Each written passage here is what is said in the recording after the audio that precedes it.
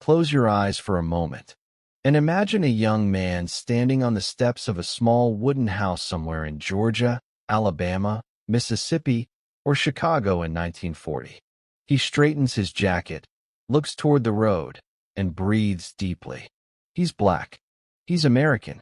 And he is about to step into a world where he will be asked to fight for a freedom he himself does not fully have at home.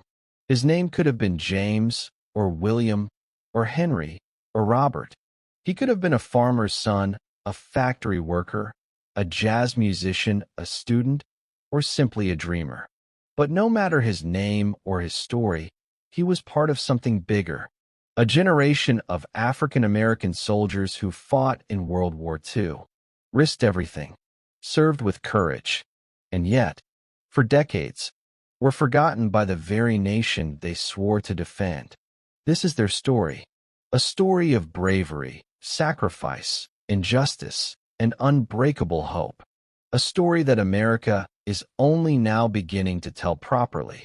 Before World War II began, the United States was a country of contradictions. It called itself the land of the free. Yet millions of its citizens, African Americans, lived under segregation, discrimination, and a constant battle for dignity. In the South, Jim Crow laws controlled every detail of life. Separate schools, separate buses, separate drinking fountains, separate neighborhoods, separate everything. In the North, things looked better on paper, but racism still shaped where Black Americans could live, work, study, and dream. But despite all of this, African Americans believed in something powerful, that America could become better, and many were willing to fight for that belief. So when war came, they stepped forward, some because they felt it was their duty, some because they wanted to prove their worth, some because they hoped military service would finally grant them the respect they deserved, and some simply because they loved their country, even though their country didn't always love them back. You might think that when America entered World War II, every able-bodied man could join the military. But for African Americans, things were not so simple. Many were rejected. Many were told there was no space for them. Others were told they could serve, but only in segregated units, with limited roles. Black recruits were often assigned to supply units, transportation, labor battalions, cooking and cleaning, ammunition loading, mechanics and maintenance. Important jobs, yes, essential even, but rarely the roles that earned recognition or medals. A Black recruit once said, "They wanted our muscles, but not our minds." Still, they volunteered. By the end of the war, more than 1.2 million African Americans served in the U.S. military. But their fight started long before they reached the battlefield. They first had to fight for the right to fight. When African American soldiers arrived at training camps, they found the same segregation they faced back home. Sometimes worse. There were separate barracks, separate dining halls, separate recreational areas, and separate training schedules. White officers often held the highest ranks. Black soldiers were rarely allowed to command. Some military towns refused to serve Black soldiers in restaurants or stores. Some buses forced them to sit in the back, even while wearing the U.S. Army uniform. One soldier wrote in his diary, "They want us to fight Hitler's racism, but they won't fight the racism in their own camp." Yet despite all this, these young men trained with discipline and determination. They knew something important. They were not just fighting the Axis powers. They were fighting for dignity, for themselves, for their families, and for future generations. Several African American units would go on to become legendary. The Tuskegee Airmen, the first Black military pilots in U.S. history. They trained at the Tuskegee Institute in Alabama and flew fighter planes across Europe. They protected bombers, saved countless lives, and proved their skill in the sky. So much so that bomber crews specifically requested them. Their motto, "We fight, we fly, we win." The 761st Tank Battalion, the Black Panthers. a tank battalion that fought bravely across France, Belgium, and Germany. General Patton, known for being critical, praised them, saying, "They are one of the best tank battalions I have ever seen." The Red Ball Express, a massive trucking operation where most drivers were African American. They operated day and night, delivering fuel, ammunition, and food across dangerous roads. Without them, the Allied army might have stalled in France. The 92nd Infantry Division, the Buffalo Soldiers. They fought in Italy, facing some of the toughest terrain and harshest battles. Despite poor equipment and unfair judgment, they pushed forward with courage. These units did not just serve, they excelled. African American soldiers wrote letters that revealed their inner struggles: pride in wearing the uniform, fear of dying far from home, frustration with injustice, hope for change, dreams of returning as equal citizens.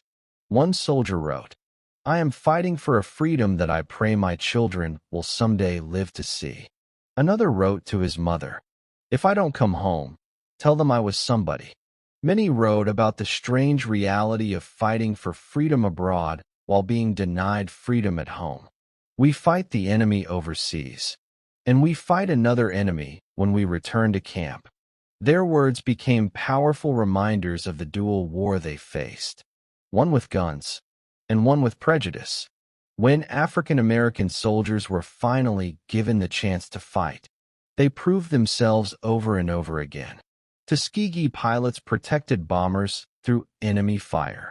Tank crews of the 761st pushed deep into German territory.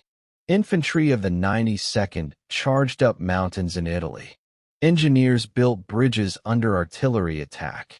Truck drivers delivered supplies while being bombed on narrow roads. They fought bravely. They died bravely.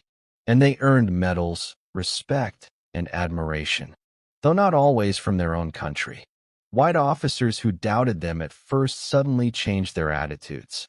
A commander once said, "They have earned a place in history, whether the world chooses to remember them or not." Despite their courage, African American soldiers often faced racism even in combat zones. Some were denied promotions they had earned. Some were given dangerous missions because officers considered them expendable. Some were refused medical treatment in segregated hospitals. Some were praised for their bravery, only to return to camps where they could not eat in the same hall as white soldiers. One black medic described treating a wounded soldier who whispered, "Thank you. I didn't know black men could be doctors."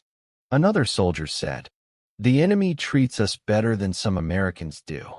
Even abroad, African American soldiers saw how Europeans treated them with more respect than they received back home.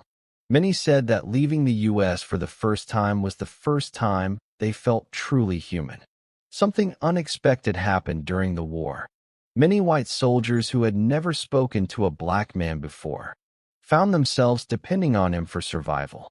A Tuskegee pilot once saved a bomber crew that previously refused to fly with black escorts. A black medic pulled a white officer from burning wreckage. A tank crew rescued another unit trapped behind enemy lines. These moments cracked the walls of racism. Not enough to break them, but enough to show what America could be. One white soldier later wrote, "He saved my life.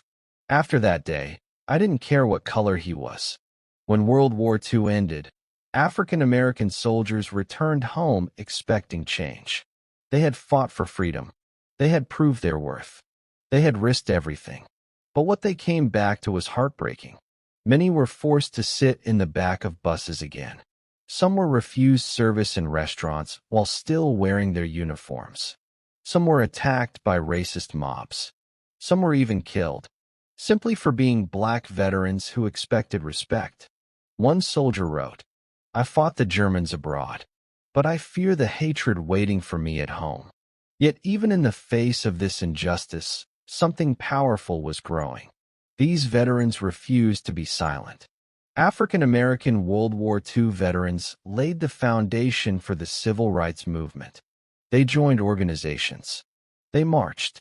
They demanded equal rights. They became leaders in their communities. Medgar Evers, a World War II veteran, became a key civil rights activist. Hosea Williams, another veteran, marched with Martin Luther King Jr.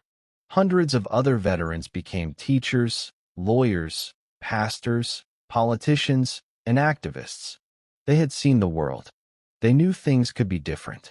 And they were determined to fight for that change. Not with weapons this time, but with courage, organization, and unshakable belief in justice. The WWII campaign, Victory Abroad, Victory at Home, became a rallying cry. World War II veterans were no longer willing to accept second-class citizenship. They had fought for freedom. They wanted to live it. For decades, the contributions of African-American World War II soldiers were ignored in textbooks, briefly mentioned in documentaries, and rarely taught in schools. But their legacy lived on, in the families they raised, in the movements they inspired, and in the nation they helped reshape. Today, historians finally recognize what should have been acknowledged long ago. African-American soldiers were essential in winning World War II.